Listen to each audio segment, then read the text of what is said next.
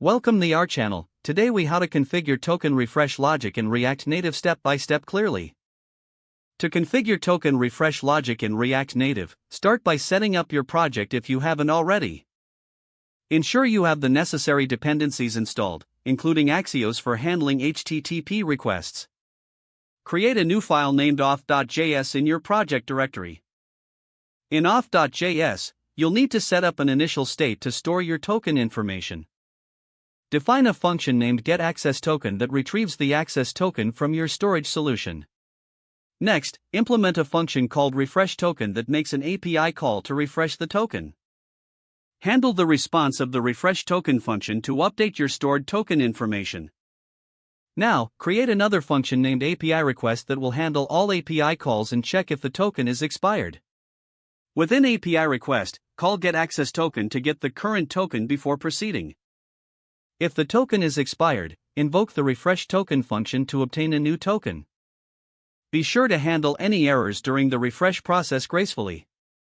If the token is successfully refreshed, retry the original API request with the new token. In your main component or context provider, call the APIRequest function whenever you need to make an API call. Ensure to encapsulate the token logic in a way that is reusable across your application. Finally, test your implementation to confirm that the token refresh workflow operates correctly and seamlessly. Monitor and log any errors that occurred during your API calls for easier troubleshooting. By following these steps, you'll successfully configure token refresh logic in your React Native application. If the page does not load, refresh the browser or try again in a private or incognito window. Make sure you are using the correct email address, then retype it carefully to avoid small typos.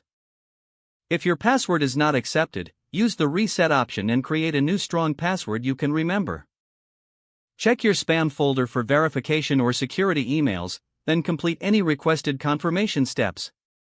Enable two-factor authentication if available to improve account security and reduce unauthorized access risk. After signing in, review your profile details so your contact information and settings are accurate and current. If you see an error message, note it down and try again after restarting your device and internet connection. Log out when you finish, especially on shared devices, to keep your account and payment information secure. If the page does not load, refresh the browser or try again in a private or incognito window. Make sure you are using the correct email address, then retype it carefully to avoid small typos.